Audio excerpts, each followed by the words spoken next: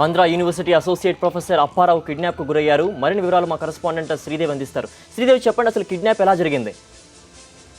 అర్ధరాత్రి 1:05 సమయంలో ఒక 10 మంది వ్యక్తులు అప్పారావు ఉంటున్నటువంటి క్వార్టర్స్ ఏవైతే ఉన్నాయో ఆంధ్ర యూనివర్సిటీ సీస్ అండ్ క్వార్టర్స్ ఈయన నివాసం ఉంటున్నారు. అయితే 1 గంట టైంలో తలుపు తీసి తాము సార్తో మాట్లాడాలి, సార్తో పని ఉందని చెప్పి కొంతమంది ఒక 10 మంది వరకు వ్యక్తులు వచ్చారని చెప్పి కుటుంబ సభ్యులు చెప్తున్నారు.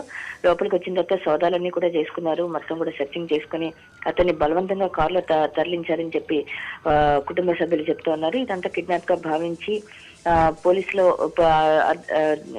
స్టేషన్ కంప్లైంట్ ఇవ్వడం జరిగిందని కుటుంబ సభ్యులు చెప్తున్నారు సిద్ధు. అయితే 1 గంట టైంలో సుమారు 10 మంది వ్యక్తులు మాత్రం ఇంట్లోకి చొరబడ్డారని చెప్పి మాత్రం వాళ్ళు స్పష్టం చేస్తున్నారు. అలాగే శ్రీదేవి, దీనికి సంబంధించి కిడ్నాప్ చేయడానికి గల కారణాలు ఏమైనా తెలిసి వచ్చాయా? వాస్తవంగా ఈయన తెలుగు డిపార్ట్మెంట్ కి చెందినటువంటి ప్రొఫెసర్ ఈయన. అయితే ఎటువంటి ఘర్షణలు గాని వివాదాలు గాని లేవని అంటున్నారు. అయితే వాస్తవంగా ఇతని పరిస్థితి ఏంటి, గతంలో ఏమైనా గొడవలు ఉన్నాయా, లేదంటే కావాలని ఎవరైనా ఆగంతుకులు ఎవరైనా చేశారా డబ్బు కోసం కానీ, ఇవన్నీ కూడా ఇంకా తెలియాల్సి ఉంది స్పష్టంగాను. ఏదైనా అర్ధరాత్రి ఘటన జరగడంతోనూ కేవలం వాళ్ళు షాక్ నుంచి తేరుకొని పోలీస్ స్టేషన్ కంప్లైంట్ ఇవ్వడంతో సరిపోయింది. ఇప్పుడు కాసేపట్లో మరిన్ని వివరాలు తెలిసే అవకాశం ఉంది. అయితే ఇప్పటి వరకు కిడ్నాపర్ల నుంచి కానీ ఎటువంటి ఫోన్ కుటుంబ సభ్యులకు రాలేదన్నది మాత్రం తెలుస్తోంది. పోలీసులకు దీనికి సంబంధించిన సమాచారం అందిందా? పోలీసులు ఎటువంటి దర్యాప్తు చేస్తున్నారు శ్రీదేవి?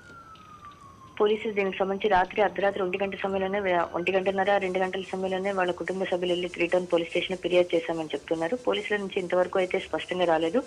ఎందుకంటే 2 గంటల టైంలో మాత్రం వీళ్ళు అర్ధరాత్రి టైంలో అక్కడ ఉన్నటువంటి విధి నిర్వహిస్తున్నటువంటి కానిస్టేబుల్ కి మాత్రం కంప్లైంట్ చేసి రాతపూర్వకంగా చేసి ఇచ్చేసి వెళ్ళిపోయారు వీళ్ళ కుటుంబ సభ్యులు.